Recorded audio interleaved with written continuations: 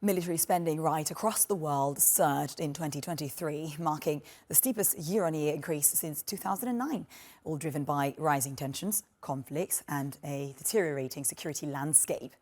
Ukraine narrowed its spending gap with Russia, while NATO members increased their share of military expenditure. In 2023, global military expenditure rose to $2,443 trillion. That's an increase of 6.8% from 2022. The United States, China, and Russia led military expenditure, significantly boosting their spending. Russia allocated $109 billion. That's a 57% rise since 2014.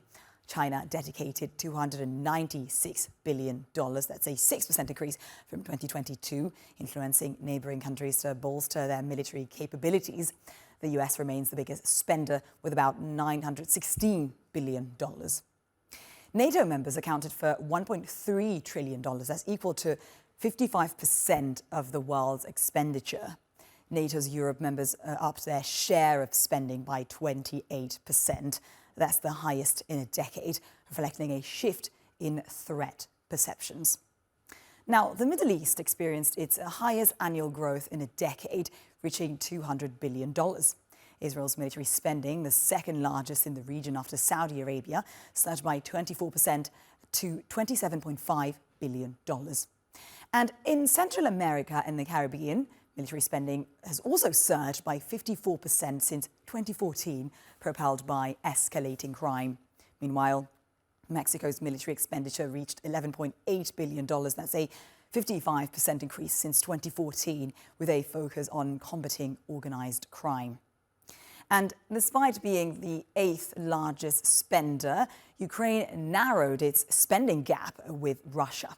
Ukraine's military spending surged 51% to $64.8 billion, aided by at least $35 billion in military aid, most of it from the US.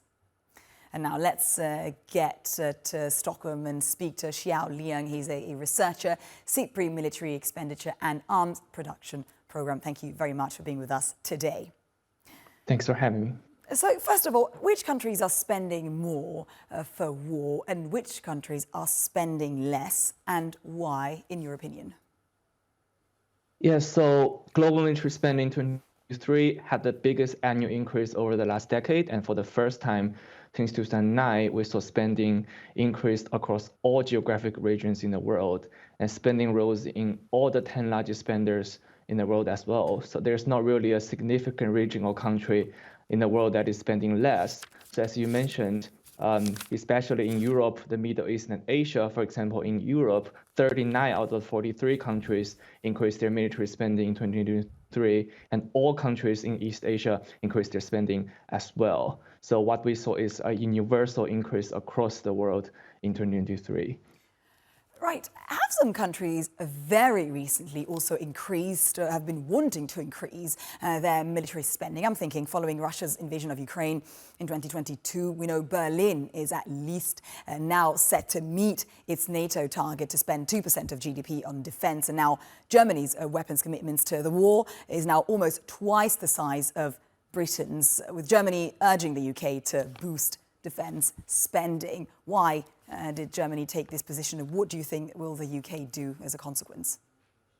Well, exactly. So in Europe, the war in Ukraine has not only led to huge increases by Ukraine and Russia, but also a host of Central European countries which have continued to sustain their announced spending hikes from 2022. So for example, all but 3 NATO countries increased their spending, and a third of NATO members already met or exceeded the 2% GDP target last year, which was the highest since the end of the Cold War. So for example, Germany increased their spending by 9%, and about a quarter of that would go into procuring new weapons, including those weapons that have been delivered to Ukraine as military aid. But it's worth noting that Germany was only spending 1.5% of GDP on military, which is still short of the 2% target. But with no clear end of the war in Ukraine side, we predict that this will continue going forward and in the future. No, interesting. And with all these geopolitical conflicts that we now have, unfortunately, but also in the near future. Do you think that increased spending as a percentage of GDP will necessarily lead to more security or not? What's your argument and counter-argument? Well, I would say many people would argue the opposite because, in fact, if you look at countries and regions with the highest military expenditure as share of GDP in last year, we actually saw those are countries and regions going through conflicts and tensions.